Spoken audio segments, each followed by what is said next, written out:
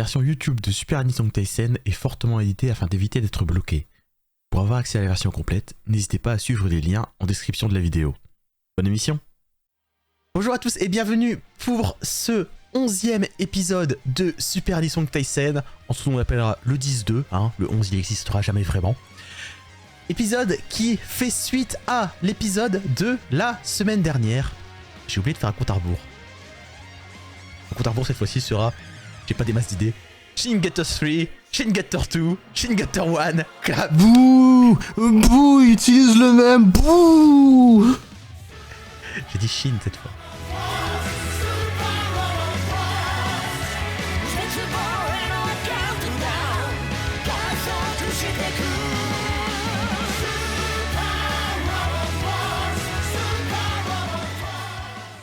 Pour cet épisode de Super Nintendo Tyson, nous sommes partis pour faire la suite de la semaine dernière, de l'épisode 10, où nous faisions un retour vers le passé. Cette fois-ci, du passé, nous allons revenir progressivement au présent.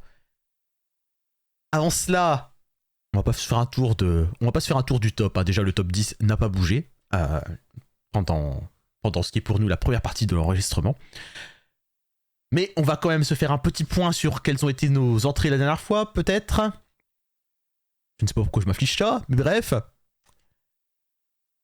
Dans la première partie de cet épisode, ce qu'on a eu, c'est The Tatami Galaxy, l'opening qui est rentré en numéro 16, Lost in Paradise de Jujutsu Kaisen qui est rentré en numéro 23, My Answer de Naruto Shippuden, le 10e ending qui est rentré en 39, Kick no Oni qui est rentré en numéro 44 malgré mes protestations, Kimisai Ileba de Lovina qui est arrivé numéro 51, Ideon Cosmos ni Kimito Landing est rentré en 54.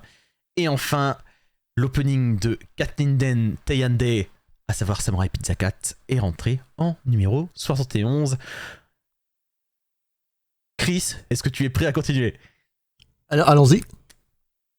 Alors, dans ce cas, on va rester en 1970 et on va se lancer avec l'opening d'Ashita no Joe.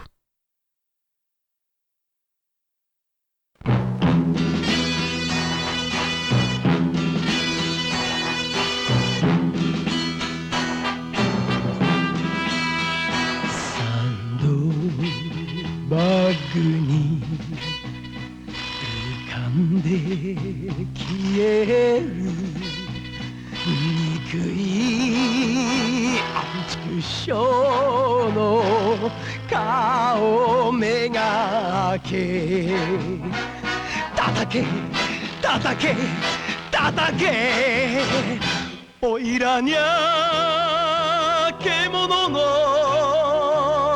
血が騒ぐだけどルルルルルルルルルル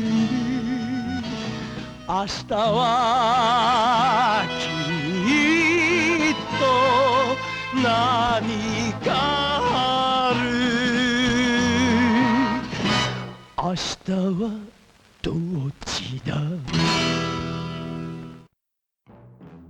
Connais-tu Ashita no Joe? Alors, comme Ideon, je connais Ashita no Joe que à cause de la fin. Ah, mais c'est pas possible. Alors, pour Ideon, je t'ai dit tu dois regarder le film. Bon, voilà, ok, tu vas passer au-dessus de ce conseil, on s'en fout, voilà, enfin, on s'en fout. Tu devrais vraiment lire Ashita no Joe. J'aime pas les trucs de sport. Mais Ashita no Joe, ce n'est pas que ça. Ashita no Ouais, Joe, Ashita no Joe, je sais, c'est cool, c'est iconique, whatever, mais je sais pas. c'est cool, c'est iconique, whatever, mais surtout, Ashita no Joe, pendant genre, littéralement déjà tout son premier tome, c'était pas vraiment un manga de sport en fait. Ashita no Joe, avant tout, c'est l'histoire de Joe Yabuki, qui est un délinquant, qui fait des petites arnaques, qui utilise les gosses du quartier dans lequel il arrive pour l'aider à magouiller et à arnaquer les gens. Et des gens tentent de l'arrêter. Et à ce moment-là, il décroche une baigne monumentale à un type qui tente de l'arrêter. Et à ce moment-là, il y a un type qui est un coach de boxe qui voit la baigne, qui se prend la baigne d'ailleurs, et qui se rend compte que ce type est hors du commun. Et c'est pas... Et de là, ça devient un manga de boxe.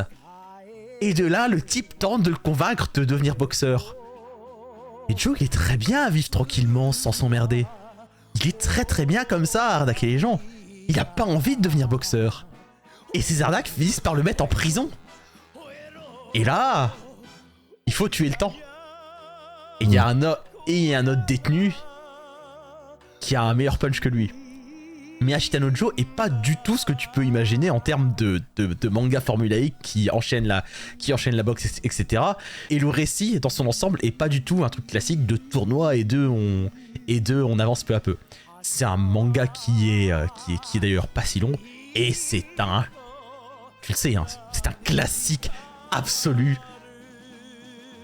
Parce qu'il met en scène des rivalités incroyables, des destins incroyables. Et qu'est-ce que j'aime Ashitano Joe, que je n'ai pas vu, hein, d'ailleurs moi, mais que j'ai lu. Tu dis c'est pas long, mec, c'est 20 volumes. Tu te fous de ma gueule. C'est parce que j'ai dû lire ça sur des doubles volumes, moi. Pour moi, ça en fait 10. Ah, ok, d'accord. C'est pas si long. Non, franchement, c'est pas si long. Et du coup, je peux te dire que sur mon premier volume, du coup, ça veut dire sur les 2 volumes, y'a pas de boxe, hein. Vraiment, hein. Enfin, y a pas de boxe, il y a peut-être une baston, moi il lui dit bats-toi, il fait ouais ok je vais me battre comme ça je récupérerai les sous, je me barre après. Bref. J'adore Ashitano Joe. J'adore Ashitano Joe. Rien qu'à en parler, je me dis que je devrais relire Ashitano Joe et cette chanson qui s'appelle, bon bah voilà, on est dans les années 70, hein, comment est-ce qu'on appelle les chansons Ashitano Joe. Comme les séries, voilà, tout à fait. Donc Ashitano Joe est chanté par quelqu'un qui s'appelle Isao Bito et dont c'est la seule et unique Anisong. Et en plus, elle est composée et écrite par des gens qui n'ont jamais bossé là-dedans. Ok. Et donc, bah, ce générique, je suis pas ultra fan de cette chanson, mais je trouve que c'est une chanson qui prend à cœur d'essayer de retranscrire un peu bah, ce qui est le destin tragique de Joe, qui, voilà, qui s'arrache, qui tombe au sol, et qui peut-être finira par se relever. Et c'est ça que je trouve qui fonctionne bien. En plus bah, d'un usage quand même des couleurs hein, qui est assez... c'est jaune, puis ça devient couleur du feu. Jusqu'à ce qu'il se relève et qu'il se relève le feu brûlant en lui. Ça reste jaune, ça reste ocre quand il fait face à son rival. Tout générique a cette tonalité. Voilà quoi. Je suis pas ultra fan de cette chanson, mais je trouve qu'elle sert vachement bien son sujet. Je t'en prie, détruis mes rêves. Ah non, pas du tout. Écoute, personnellement, moi, je trouve que ce générique, il a beaucoup de gravitas. Ouais, c'est ça, c'est un bon mot. Je trouve qu'il a énormément de gravitas. Je trouve que le jeu de couleurs est vraiment belle. Moi, la chanson, elle me parle. Écoute, je trouve que c'est tout un ensemble qui va super bien ensemble. Et non, les pastels, les plans, les tout, c'est super. Et comme je dis, moi, Ashitano Joe, de ce que j'en connais, c'est que c'est un truc de boxe. Là, tu me dis que c'est pas un truc de boxe, mais moi, ça me parle comme un truc de boxe. Et je trouve que si c'est supposé une série de boxe ou avec quelqu'un qui... Tu vois, ce plan avec le shadow, il est super, franchement. Bref, tout ça pour dire que non, moi, j'aime beaucoup ce générique. C'est la première fois que je le vois et il me parle beaucoup. Et puis voilà quoi, c'est cette gravitas d'ailleurs qui se retrouve aussi dans les paroles, hein. Bats-toi, bats-toi, bats-toi. Il y a le sang de la bête en toi. Et puis ensuite, quand il est au sol et qu'il essaie désespérément de se relever, si tu as ce... Mais... Loulouloulou. Oui, j'ai adoré le louloulou. Le louloulou était super. Il y a certainement quelque chose demain. C'est pas où demain. Il a toute la gravitas que j'associe vraiment à Ashitano Joe. Et alors, c'est notamment un manga de boxe. Il y a de la boxe au milieu. Mais tu vois, sur 20 tomes, je sais pas s'il y a 8 combats. Peut-être, je sais plus, faudrait que je dise ça, honnêtement, mais... Si tu as l'occasion, tente-le. Yeah. Je promets rien, mais... voilà. J'aurais fait la pub de... Voilà, il y a une raison pour laquelle c'est un manga resté dans la légende, et la boxe est clairement pas du tout un sport qui m'intéresse, et je suis pas spécialement manga de sport en général. Bon, il va falloir qu'on le classe. Oui, il va falloir effectivement qu'on les classe. Alors, laisse-moi te proposer quelque chose, puis tu me diras ce que t'en penses. Dis-moi. Je le vois bien En 40. Je voyais bien en 21. Ok. Zeta Tokinoko Ete est un de ces autres openings pour lequel plan iconique, etc. Mais il y a un truc qui me va pas. C'est pour ça que je le voyais bien à côté. Ouais, je vais te dire, c'est pour ça que je le voyais bien à côté. Et je sais pas à côté de quoi d'autre je le mettrais, honnêtement. Mais je suis prêt à te demander, t'es sûr que ce serait pas une bonne idée? Non, ouais, non, c'est sûr, c'est pas une bonne idée. Ça, c'est certain que c'est pas une bonne idée. Mais attends, laisse-moi réévaluer. Je trouve que 21, c'est quand même haut. Même s'il me plaît beaucoup, mais... Ça le mettait au-dessus de Mona Kanaide, mon crush, Stand Proud, mon Jojo. Ça me paraissait vraiment pas mal en fait. Hein. Ça me paraît vraiment pas mal comme place. J'ai du mal à le faire cohabiter avec d'autres trucs en dessous. Mais attends, parce que là tu me parles de cohabitation, mais c'est quoi l'affaire de c'est quoi cette affaire-là de cohabitation là? mais même, je... Ok, que penses-tu de 30? 27? Écoute, 27, je suis pas d'accord, mais je vais te l'accorder. C'est pas le moment que je retente 21. Ah non. Ashitanojo rentre donc en 27ème position dans notre top, sous Gatchaman Crowds et au-dessus de Reka Seven, Shonen Heart. Et pour une fois, c'est moi qui vais le dire. Envoyez vos mails en colère à Chris. Les années 70, ça y est, nous allons repartir 10 ans, cette fois-ci en avant. Et pour ces années 80, on se retrouve en gros dans le même cas que Samurai Pizza 4. Avec une série que je ne connais pas vraiment, que peut-être tu connaîtras mieux que moi, et que sinon... Enfin, que je ne connais pas vraiment, c'est pas vrai, pour le coup j'en ai vu 1 ou 2 épisodes. On va parler d'un jeune homme qui est l'Amérique. Ouh. Je suis quand même canadien, donc ça a quand même beaucoup passé à la télévision quand j'étais petit. Donc ça a quand même beaucoup d'importance pour moi, on va dire. Très bien, parfait. Eh ben écoute, c'est l'Amérique, lui, c'est Tom Sawyer.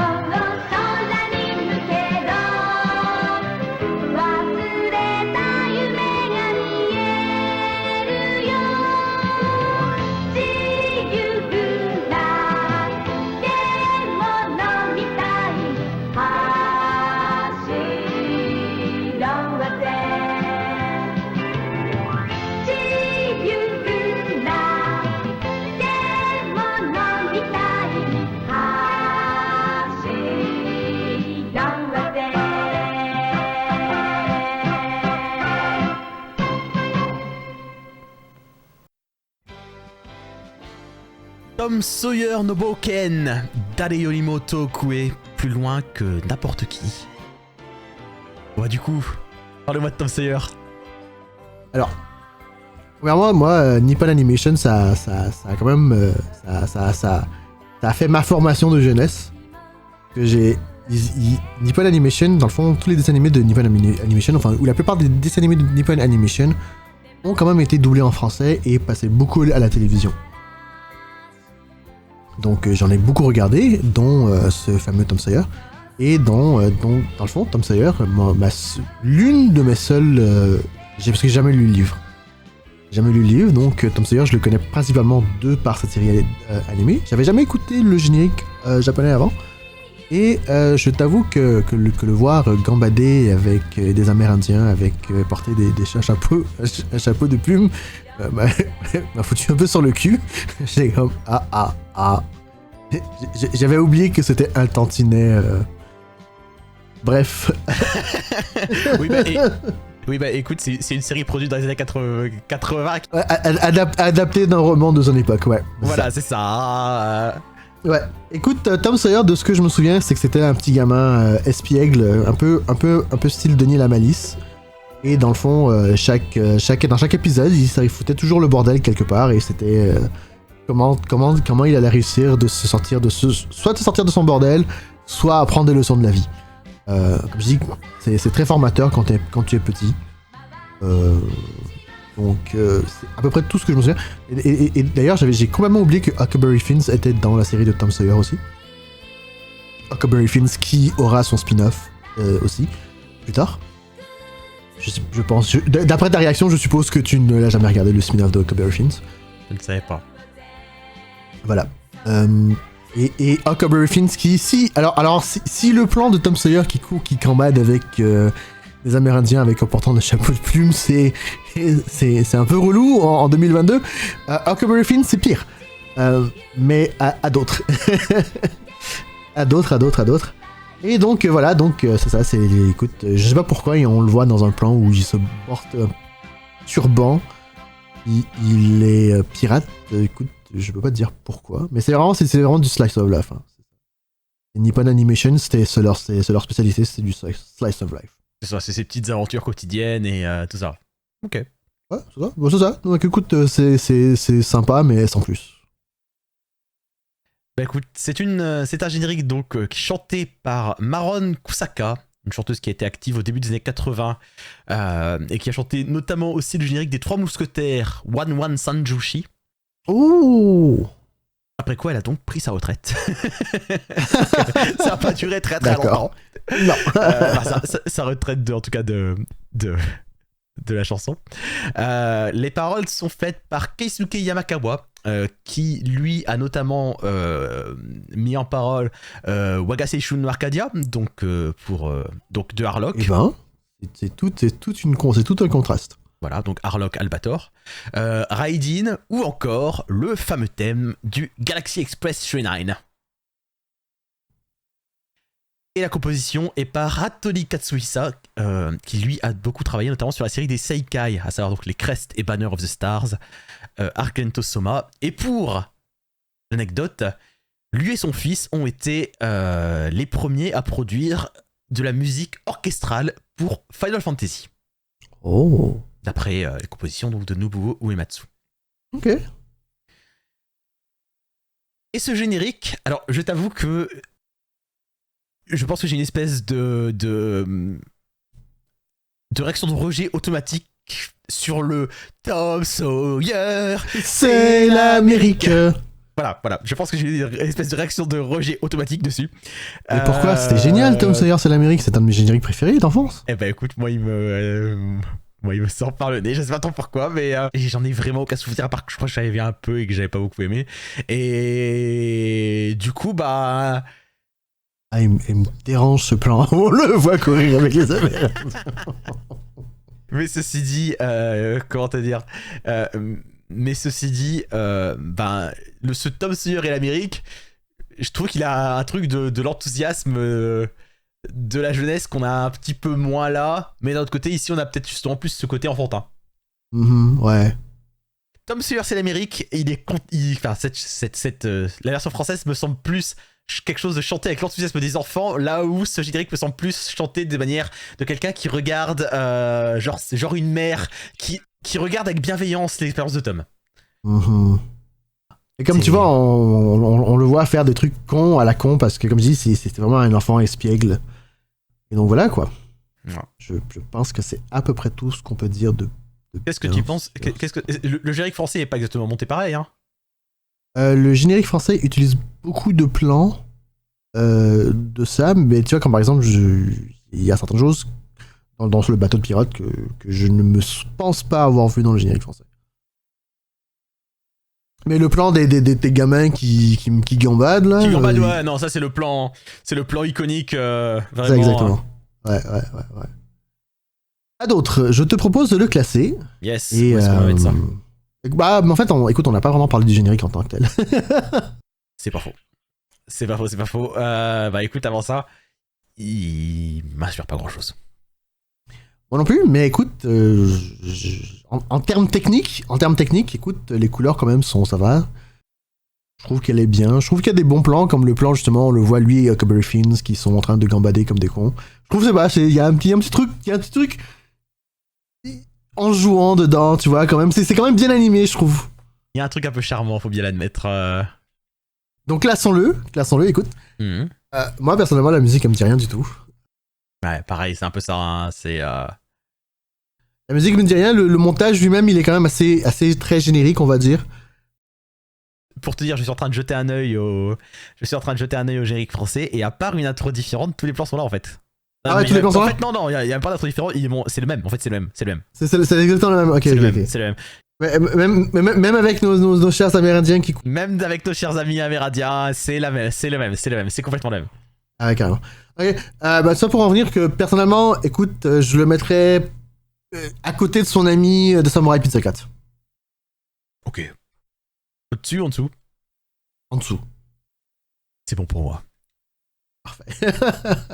Tom Sawyer no Boken rentre en numéro 73 sur notre top 75. C'est parfait. 10 ans plus tard, en 1990, un studio fameux adaptait les aventures de Jules Verne. À sa sauce. Enfin, les aventures de Jules Verne, les histoires de Jules Verne. On va se regarder donc l'ending de la série de la Gainax, Fushigi no Umi no Nadia.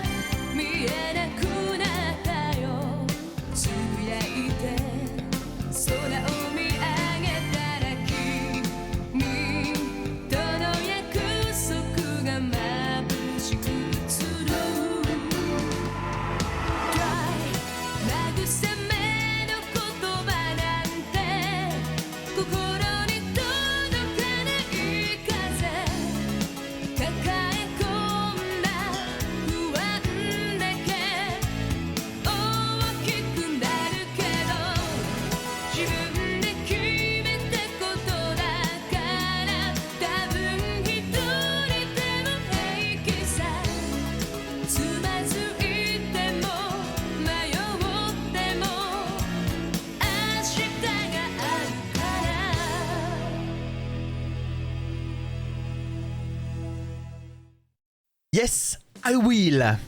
L'ending de Fushigi no Umi no Nadia, qui avait été traduit donc par Nadia et le secret de l'eau bleue, la fameuse série des années 90 de la Gainax, que j'ai toujours pas regardé en entier, que j'ai toujours pas regardé correctement, j'ai juste quelques vagues souvenirs d'enfance. Same, exactly same. Et ce alors que j'ai quelque part derrière moi un gigantesque gaufret Blu-ray qu'il faudrait que je me décide à regarder. Oh, moi aussi j'ai le coffret Blu-ray de Nadia. Du coup, on va pas pouvoir parler des masses de la série, hein, mais... Et étant donné que personnellement j'ai vu que Nadia, un secret de l'eau bleue, donc les génériques, l'opening je le connais bien parce que c'est quand même iconique. Le ending je suis moins familier avec. Par contre, ce que je vais dire, c'est que je trouve que la chanson est vraiment cool. La chanson est géniale. Et personnellement, j'adore les couleurs et j'adore les voir courir. Je trouve que c'est super bien animé. C'est une petite boucle, hein, clairement, mais c'est une petite boucle qui est vachement jolie. Ah, c'est super beau. Ah ouais, tout simplement, oui, non. Ça fonctionne vachement bien, hein. Elle est vachement jolie. C'est une petite boucle qui est suffisamment bien animée, suffisamment détaillée pour qu'on ait envie de se la mettre en fond d'écran quelque part, j'ai envie de te dire presque. Ah, mais carrément, ouais, tout à fait. Elle est assez super. Pour enchaîner, donc, c'est Nadia, donc il est basé sur une série donc inspirée, disons, sur les histoires de Jules Verne, notamment 20 milieux sous les mers. Et les histoires avec le Capitaine Nemo, parce qu'il y a un Capitaine Nemo dans la série, qui suit les aventures de Nadia et de Jean. Et donc un générique qui est chanté par Miho Morikawa, qui donc est aussi responsable de Blue Water, l'opening. Parenthèse que tu couperas si tu veux, mais parlons de Blue Water. Blue Water a été mon introduction à One Piece. Alors je m'explique. C'est que Il y a quelqu'un qui a fait un AMV de One Piece à l'époque où je savais pas c'était quoi les AMV. Il a fait un AMV de One Piece, puis il a repris le générique de Nadia. Il a repris Blue Water, puis il a fait un générique de One Piece avec Blue Water. Et moi, ne connaissant absolument rien du tout de One Piece, j'ai dit ah c'est vraiment cool. Et en plus, il est bien le générique de parce que je savais pas non plus c'était quoi que Blue Water, c'était le générique de Nadia à l'époque. Il dit waouh, ça a l'air pas mal cette série de One Piece sur des pirates et le générique c'était super génial avec. Donc voilà, c'était ma parenthèse sur One Piece. Et bah merci pour cette anecdote. Miho Morikawa, donc qui est aussi responsable de l'opening. Et en plus de l'opening, sinon elle a aussi signé un générique pour les OVA Dirty Pair. Et donc pas... Oh. Mais pas le fameux Russian Roulette qui sert à la série télé. Et cet ending est composé par Joe Linoye. Et on en a déjà parlé. Le fameux Joe Linoye, qui a un nom à poil compliqué à prononcer. Ex, donc membre de Romantic Mode. Enfin, en fait, à cette période-là, c'est futur membre de Romantic Mode, vu que ce générique date de 90. Donc, Romantic Mode, c'est Dreams, hein, notre numéro, je crois qu'il est 5ème ou 6ème maintenant dans le classement. Et aussi qui nous a donné un des meilleurs génériques de Gundam 00. C'est ça, voilà, Romantic Mode, c'est Dreams, et c'est aussi l'ending Friends, le second ending de Gundam 00, que j'aime aussi d'amour. Faudra qu'on en parle un de ces quatre. Un jour. Et voilà, bah écoute, je pense qu'en vrai, on en a déjà un peu tout dit, hein. Pas mal, ouais, pas mal. C'est un ending qui fonctionne vachement bien en fait. C'est un ending qui fonctionne vachement bien parce qu'il y a quelque chose de très simple. Bah, j'allais te dire, il caractérise bien ces personnages qui courent derrière un avion. Hein. Bon, on est dans l'inspiration Jules Verne. On a Nadia, on a Jean, on a la petite et le chien dont je ne connais pas les noms. Le chien, c'est pas un lion? C'est peut-être un lion, bébé lion, ouais. C'est un lion. Mais voilà, enfin, rien que là-dedans, bah, tu vois qu'ils ont envie d'aventure. Et je pense que tout est dit en fait. Bah oui, absolument. Alors du coup, où est-ce qu'on le classe, ce Yes I Will? 34. Wow, tac au tac Chris. D'habitude, spectateur, je coupe toujours avant qu'on fasse les propositions parce qu'en général, on réfléchit pendant 3 plombes. Chris, là, tac, hop, 34. 34, donc ça le mettrait entre The Other Self de Kuroko no Basket et Shine de Hellsing. Je le verrais peut-être légèrement plus bas. Oh, légèrement, okay. Vraiment légèrement. Peut-être en 38. Sure, why not? 38, sous Don't You See the Dragon Ball GT et au-dessus de My Friends de Macross 7. C'est parfait. Enchaînons, et pour notre opening, c'est 2000, bah, je voulais rendre un hommage en fait, parce que alors qu'on enregistre ce podcast, ça fait un peu plus longtemps pour vous qui nous écoutez, mais on a reçu la semaine dernière la triste nouvelle du décès de Kazuki Takahashi, le créateur de Yu-Gi-Oh! Dont on va se regarder le premier opening.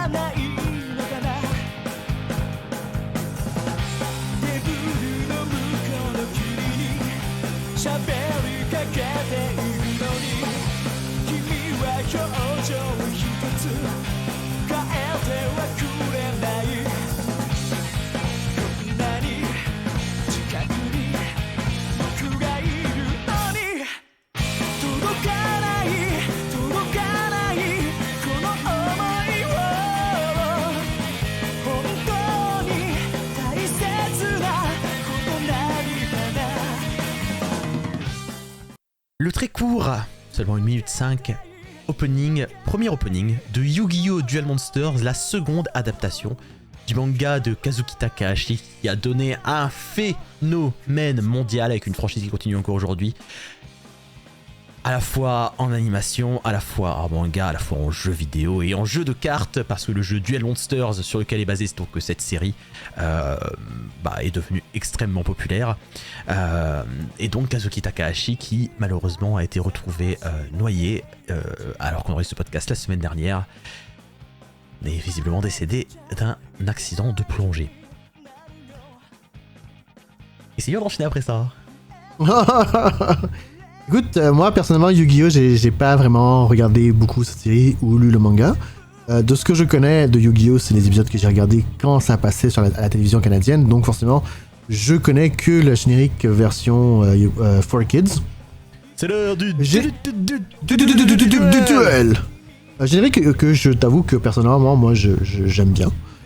Le générique que je viens de regarder et la chanson que je viens d'entendre, c'est pas forcément la chanson que j'aurais associée avec Yu-Gi-Oh tout simplement. En fait, pour tout te dire, le générique for Kids, moi je trouve qu'à part son gimmick, il est pas fou quoi. Il a son gimmick qui est fun, mais. Non, j'ai pas dit, écoute, j'ai pas dit que c'est le générique le plus mortel qui existe.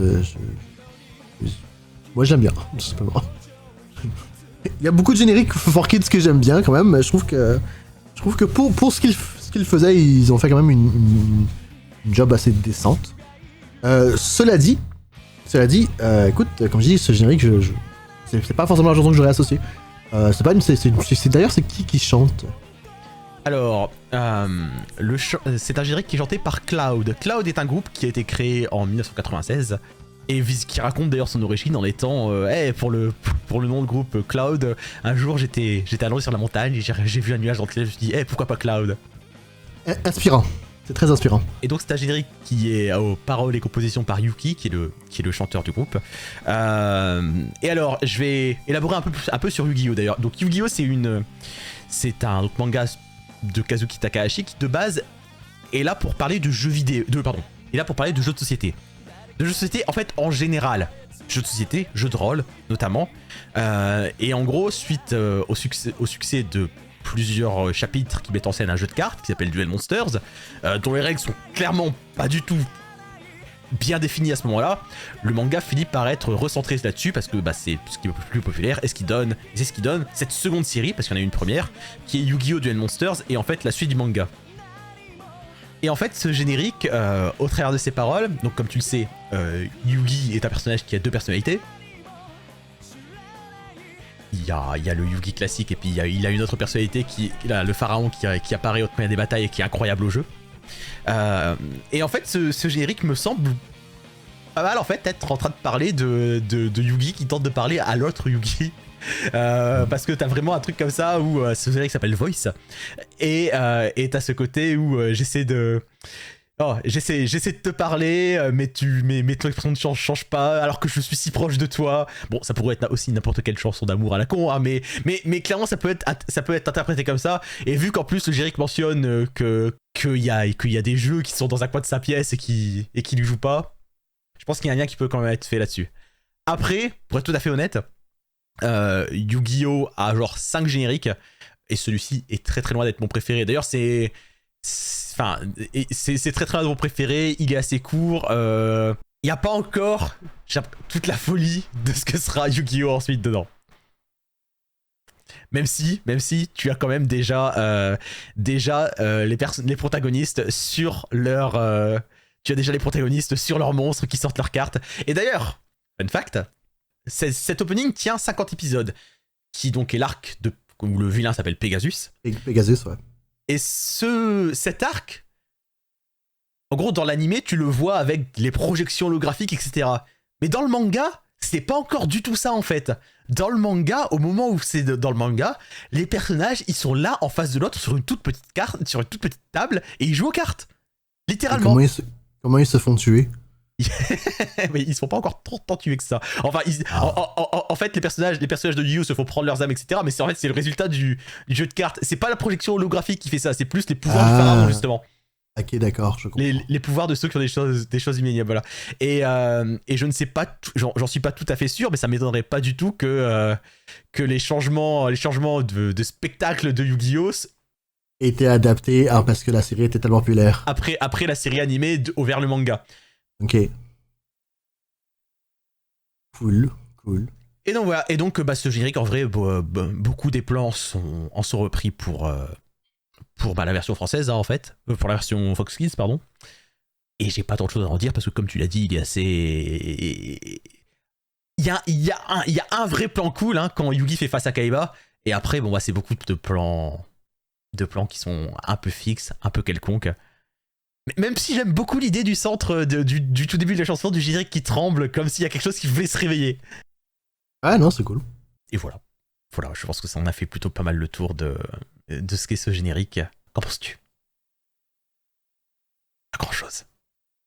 Non, pas grand chose, effectivement.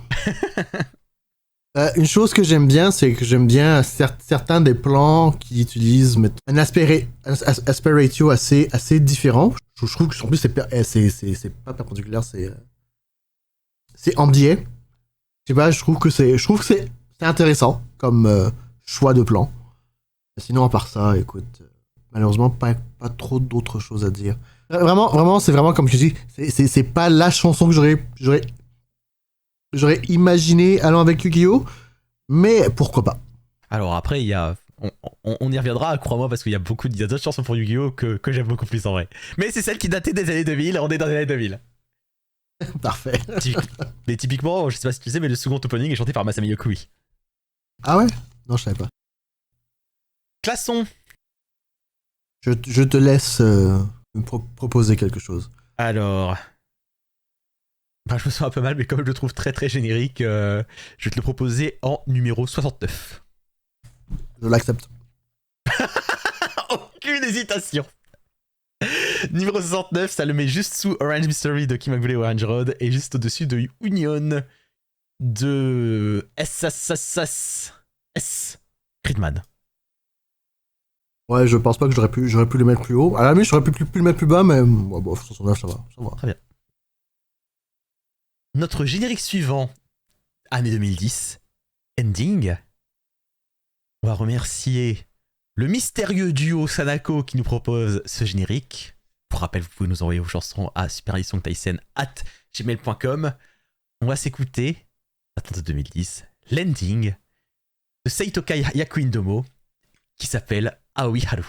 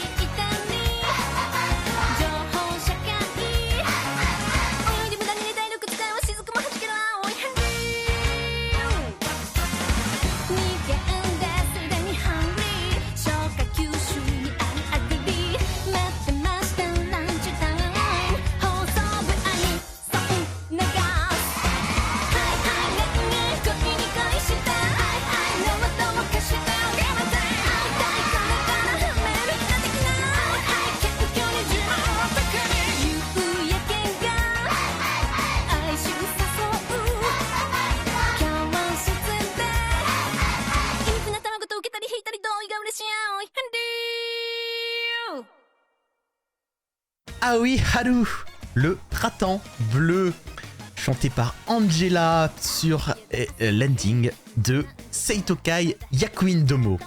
Seitokai Yaku Indomo, une série, une comédie que nous apprécions tous les deux, Chris. J'adore Seitokai Yaku Indomo, c'est l'un de mes animés préférés.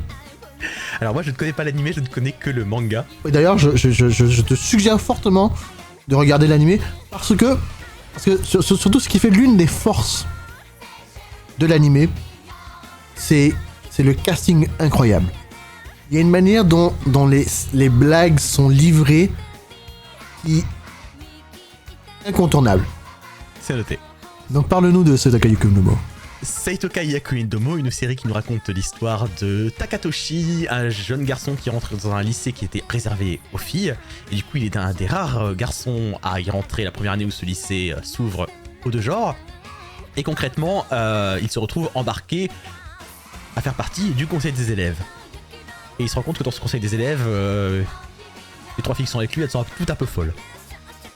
Et notamment, et c'est le cadre de la série générale, particulièrement versé sur les blagues de cul. Les blagues de cul. Tout le temps, partout. Les situations, les jeux de mots improbables, tout le temps, partout. Et voilà, et ce n'est pas du tout une série ecchi. Et par contre, c'est une série dans laquelle les personnages ont un esprit plus pervers qu'on pourrait le croire possible. Et ce qui est intéressant à noter, comme tu le disais, c'est que Taka, c'est le seul garçon. Et il est souvent l'objet de blagues de cul, mais jamais il ne fait une blague de cul. D'ailleurs, au contraire, c'est toujours lui qui fait le bokeh. Voilà, exactement. Voilà, lui, au contraire, lui, c'est le normal de la bande en fait. C'est ça. Et donc voilà, un cast de personnages vraiment bien garni, dont le personnage de cet ending ne fait pas du tout partie. Ce personnage, en vérité, n'existe pas hors de cet ending. Car en fait, cet ending nous raconte l'histoire de ce personnage qui, ai-je trouvé en chanson sur le wiki, serait probablement la présidente du club de natation. Et en fait, c'est ce que fait ce Aoi Haru, ce que fait cet ending, c'est un peu nous raconter son histoire, voilà. Elle aime pas se lever le matin, elle aime pas avoir natation trop tôt parce qu'après elle a faim, elle aime probablement un peu bien les anisong. Et voilà, et c'est une petite histoire sur ce personnage qui, à part là, n'apparaît nulle part d'autre, et ce n'est a priori sur un petit plan dans une OVA. Et donc, cet ending est chanté par Angela. Et là, Chris, je vais te laisser enchaîner un peu. Parle-nous d'Angela.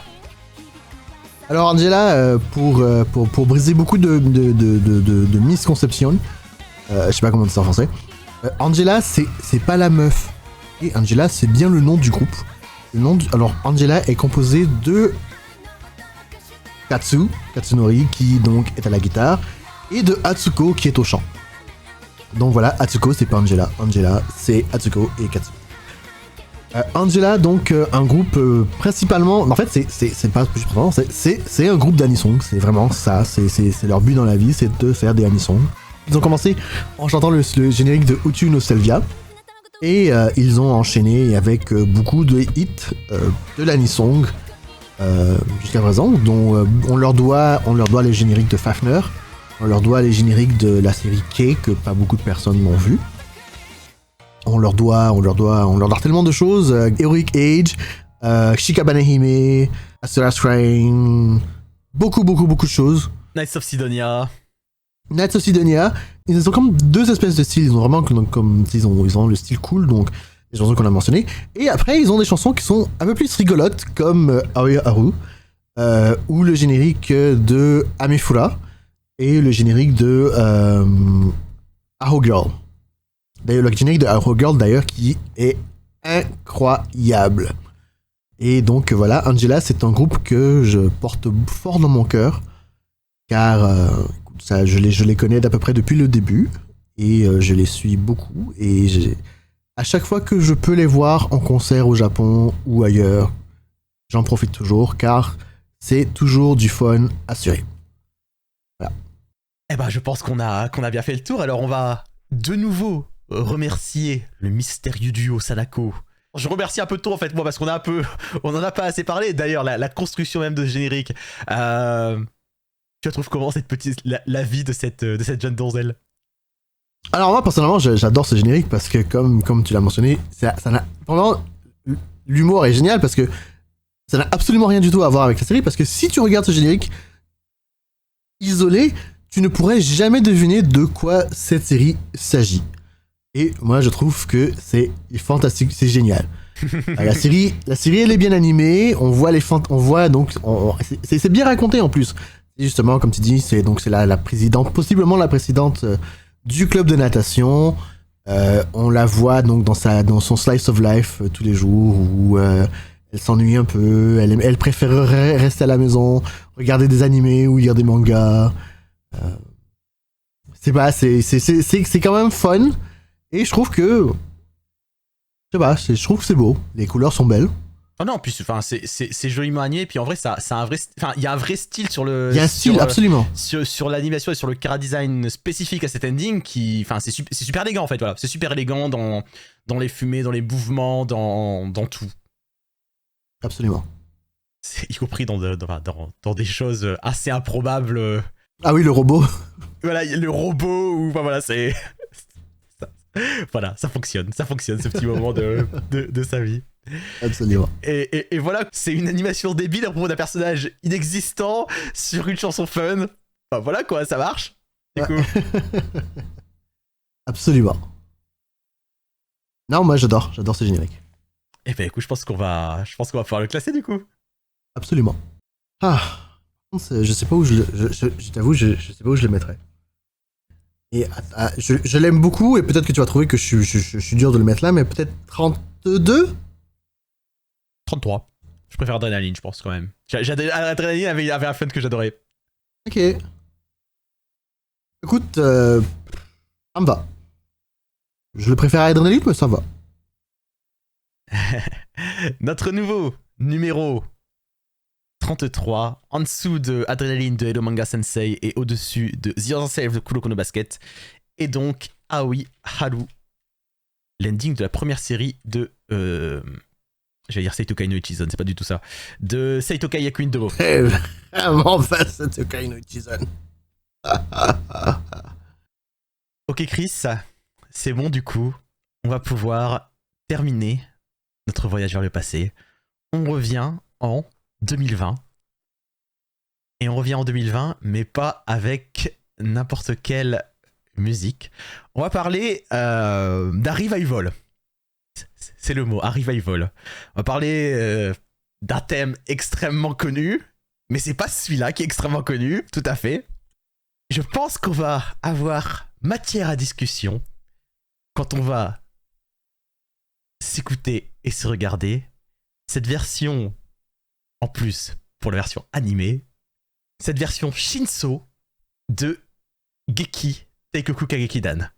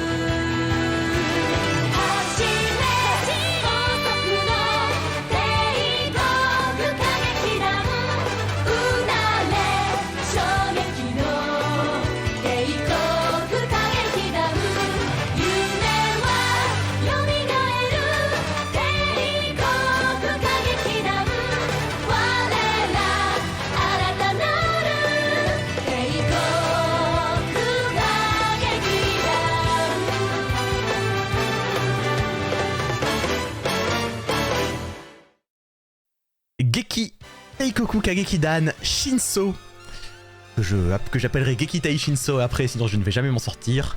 L'opening de Shin Sakura Taisen, Shin Sakura Wars, on sait pas exactement comment l'appeler, on va l'appeler, en plus c'est l'opening techniquement de Shin Sakura Taisen The Animation, on va l'appeler l'opening de Shin Sakura Taisen, même si attention ce n'est pas l'opening du jeu. Qui donc est là en tant que générique de la version 2020 et du revival de la fameuse franchise Sakura Taisen qui a fait les belles heures notamment de la Saturn avec des adaptations animées qui a été très très populaire et qui reprend son thème iconique Gekitei et qui le reprend en rappelant le même compositeur Tanaka Koei qui ici relie son classique pour en présenter une nouvelle version, hein, une version ressuscitée. De toute manière, c'est exactement ce que disent les paroles du générique, hein. Yumega Yomiga Elu, les rêves revivent. Et donc cette fois-ci, ce générique qui est chanté donc par la nouvelle génération d'héroïnes, à savoir Ayaka Fukuhara, Saori Ayami, Sakura Ayane, Maya Uchida et Ibiku Yamamura. Qu'est-ce que tu penses de Kekitei Shinso? Pas grand chose pour être très honnête. Écoute, Sakura Taisen, je suis principalement familier avec la chanson originale et c'est là que ça s'arrête. Et c'est là que ça s'arrête. Eh ben écoute, moi aussi, en fait, moi aussi. C'est-à-dire que Sakura Taisen, c'est toujours un truc que je suis que je devrais découvrir, que je n'ai jamais fait. Mais du coup, pour être honnête, j'aime beaucoup cette relecture de la chanson. Je trouve qu'il y a un vrai beau taf fait niveau relecture de la chanson pour l'amener en disant on va lui faire une nouvelle génération et on va la reprendre sous une nouvelle forme. On reprend le thème original mais on le transforme, surtout les couplets, hein, parce que bien entendu le refrain en est quand même déjà beaucoup plus proche. Mais moi je trouve qu'il y a vraiment un très bon taf fait de la part de Koei Katanaka pour cette nouvelle version. Franchement, moi, vraiment, la chanson me séduit vraiment. Ok. Mon problème n'est pas qu'avec le générique, en fait. Hein. Mon problème, c'est que cette version Sakura Taisen des animations, j'ai quand même l'impression d'être en train de regarder une cinématique. Hein. Une cinématique de jeu vidéo. Du jeu vidéo, ouais. Et parce que, alors, il y a plusieurs choses qui sont liées à ça. Forcément, il y a le choix. Il y a le choix d'avoir de la 3D CG pour toute l'animation de la série. Je crois qu'on voit au générique que bon, ça donne pas super envie. Il y a pas longtemps, j'ai fait Fire Emblem. Bah, je trouve que les cinématiques de Fire Emblem ressemblent en gros à ça, quoi. Et bon, je suis pas prêt à la même indulgence en regardant une série animée. Et puis ensuite, il y a aussi le fait que, contrairement à l'original, là, les héroïnes sont designées par Taito Kubo, voilà, et que... Je trouve que c'est pas la meilleure adaptation des designs de Taito Kubo, je dirais. Je t'avoue que je trouve que Taito Kubo fait des choses très très stylées et que c'est pas son meilleur taf en fait. Hein. Je pense pas que c'est la faute de Taito Kubo, je pense que c'est l'adaptation de Taito Kubo. Même les looks originaux me parlent pas des masses. Hein, parce qu'il y a de ces artworks. Hein. Parce que tu vois, il y a certains personnages que tu sais, comme celle avec les cheveux rouges, et que tu vois que c'est un personnage de Taito Kubo, mais il y a quelque chose qui manque. En tout cas, bref. Après, sur le montage général, je vais pas dire qu'elle fait pas le taf. Hein. Surtout, le refrain se lance, on a une baston, ça dit Teiko Kukagekida. Moi, je sais qu'il y a beaucoup de choses qui se passent dans ce générique, puis j'ai beaucoup de mal à suivre. Bah la baston est très bordélique, hein, et malheureusement, ça me donne pas des masses envie de suivre la série. Non, c'est ça. Je regarde ça, mais je dis ouais, ok, c'est bien, mais je regarderai pas le dessin animé. Et je crois qu'on peut dire d'ailleurs que Shin Sakura Taisen s'est planté comme pas possible. Oh mon dieu, absolument. Tous les plans autour sont morts de chez mort. Et bon, c'est difficile de pas voir qu'il y avait que le projet était un poil foutu d'avance, quoi. Mais. Ah, il y a un mais. Par-delà de tout ce que je dis, et même si je trouve ce générique pas top, je trouve que Koei Tanaka a rendu une excellente composition et que c'est bien jeté par-dessus. Et rien que pour ça, bah, je suis pas si peu content que ça existe. Ok. Ouais, non, moi je pense pas que j'ai plus de choses à dire que ça. Très franchement, il y a absolument rien qui me parle dans ce générique. Même la musique me parle pas. Même la musique te parle pas, franchement. Tu vois, moi je trouve que dans la mer de remanier Gekitei, il y a vraiment des choses qui fonctionnent très bien. J'aurais préféré que tu me remettes l'original chanté par d'autres personnes, que tu me le réarranges un peu. Mais je trouve que ça je sais pas, ça me... I don't know, I don't like it. Non mais enfin, tu veux dire, tu trouves que ça dénature ce que c'était originalement ? C'est pas le mot que j'utiliserais. C'est pas dénaturé, je trouve que c'est... Ce qui arrive en ce moment, c'est que je connais la mélodie de l'original. Donc, comme ça ne suit pas la mélodie de l'original à 100% et que ça fait une bifurcation, mettons, à droite, ça me perturbe, on va dire. Ouais, non mais je comprends tout à fait, mais pour le coup, pour le coup, je pense que c'est vraiment les faire chercher. C'est-à-dire, on te donne quelque chose, on te donne une base que tu crois connaître, et puis ça varie dessus. Et voilà. Et après, le travail sur cette variation, bah, je pense que forcément, et c'est à tout à chacun, et c'est perturbant. Mais moi, vraiment, je suis vraiment séduit par le travail qui a été fait, quoi. Ok. Bah voilà, je sais pas si j'ai des masses de choses à en dire de plus. Si, on peut peut-être quand même légèrement expliciter ce qu'est Sakura Taisen.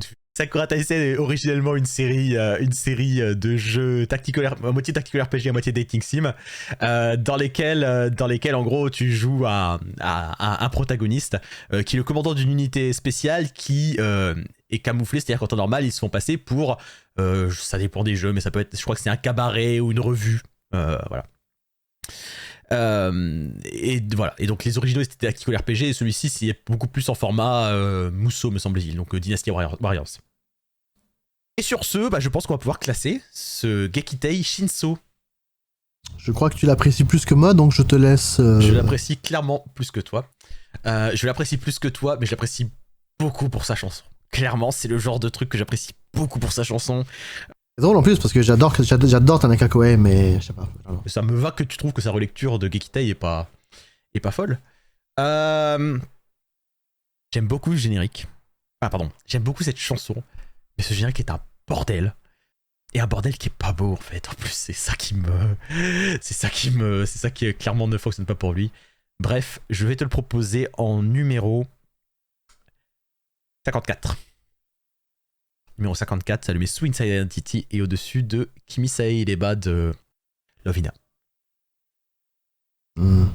Écoute, j'ai pas vraiment de feeling par rapport à ça. Je vais dire ok.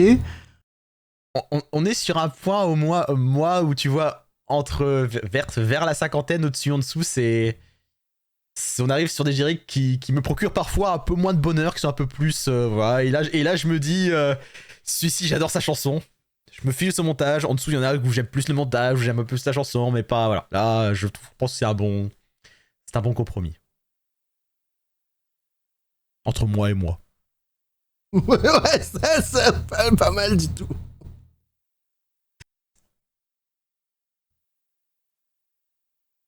Et pour finir, Chris, après le 10e ending de Naruto avec lequel on a terminé la première partie de ce double épisode, je te propose un opening double format pour terminer ce double épisode. Parce que 1 minute c'est trop court, 1 minute 30 c'est trop court. Ah, c'est du One Piece, hein. Il faut aller chercher dans 2 minutes 30. Et effectivement, tu l'as mentionné tout à l'heure, on va se regarder le 10e opening de One Piece. Et tu sais ce que c'est le 10e opening de One Piece ? Nope. Est-ce que c'est We Are ? C'est celui qui est composé par Koei Tanaka et c'est effectivement la reprise de We Are.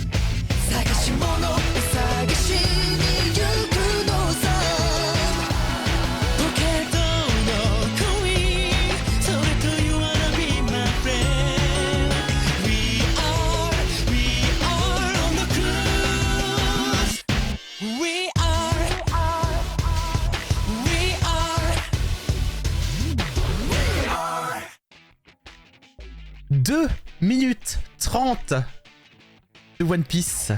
We Are version, et c'est parfait pour notre entre guillemets 10e épisode, qui s'appelle techniquement We Are Animation One Piece Jushunen. Donc voilà, We Are version 10 ans de One Piece. Et c'est alors qu'il a pas du tout commencé à être diffusé alors que One Piece avait 10 ans, hein, c'était plus... les célébrations des 10 ans, ça commence toujours comme une série à 9 ans. Hein. Une version donc de We Are, originellement chantée par Hiroshi Kitadani, ici chantée par Toho Shinki, un boys band sud-coréen. Ils sont 5, ils sont probablement beaux, ils sont probablement sexy, et ils chantent à la fois ce générique, le 10e ainsi que le 11e opening de One Piece, et d'ailleurs également aussi le 17e ending, avant que les génériques se mettent à faire 2 minutes 30. Qu'est-ce que t'en penses? Ça me rappelle la fois où j'ai entendu la chanson Get Wild chantée par Tamaki Nami. J'aime pas. Elle se fait massacrer We Are quand même, hein? Elle mérite pas ça, hein? Ah non. Non. Elle mérite vraiment pas ça! Vraiment pas du tout, mais alors vraiment pas. C'est un scandale. C'est odieux. C'est terrible, hein, c'est terrible ce qu'ils y ont fait. Mais pourquoi? Voilà, c'est visiblement un groupe extrêmement populaire en plus, donc voilà, visiblement. Ah ouais, en plus, ça s'appelle comment? Toho Shinki, comme je dis, un boys band sud-coréen. Ah, je les connais. Oui, ils ont fait une chanson de One Piece que j'aime en plus. Ils ont fait Share the World. Oui, j'adore Share the World. Voilà. Putain. Ouais, mais c'est dommage parce que j'adore Share the World. Voilà, et bah avant Share the World, ils ont fait ça à We Are, et en plus, c'est pas cet opening sur lequel One Piece est passé en opening de 2 minutes 30, mais je suis quelqu'un qui aime les openings. Je suis quelqu'un qui me regarde les génériques encore et encore. Mais 2 minutes 30, c'est un poil long. C'est long, hein. C'est long. Je me pensais exactement la même chose. Je regarde ça et j'ai dit, il y a des longueurs. Il y a des longueurs. Et le problème, c'est que même quand tu as une... Même si elle était bien chantée, je pense que même si elle était chantée par Hiroshi Kitadani... Ah non, il y a des longueurs. Il y a des longueurs. Parce qu'après ça... C'est pas un MV, mais presque, tu sais, c'est comme, ok... Après 1 minute... Parce que 1 minute 30, c'est génial pour raconter... Pour dire ce que t'as besoin de dire sur un générique. Arrête 2 minutes 30, c'est comme, ok, oui, bon... Et du coup, c'est le problème. Moi, je suis en train d'avancer peu à peu dans la version animée de One Piece. Et en fait, c'est le problème, c'est qu'en gros, à partir du moment où les génériques font 2 minutes 30, en fait, il y a des bouts des génériques en fait où ils abandonnent. C'est-à-dire que tous les génériques, typiquement, ont tous un bout qui montre un peu tous les méchants, même ceux qui sont pas apparus depuis 200 épisodes. Ah. Parce que il faut occuper 2 minutes 30. Donc même quand t'as une petite histoire, même quand le générique te raconte un truc, eh bah il faut remplir. Et voilà. Là typiquement, enfin il y a des choses qui marchent bien.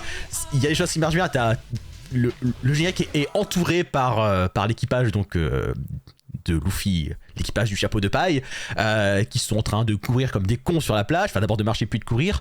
Tu les vois apparaître peu à peu, tour à tour, dans l'ordre dans lequel ils ont rejoint l'équipage. C'est cool. Mais au milieu de ça, bah, ils courent et puis ils défilent devant tous les gens qui se sont rencontrés. Ensuite, t'as un passage sur la scène clé de l'arc Alabasta où ils disent « Oh, tous au revoir à Vivi », qui est cool, hein. Mais ça fait aussi 200 épisodes que c'est passé quand ce générique est montré, donc voilà, c'est culte et c'est culte, mais bon, ça fait longtemps que c'est fini.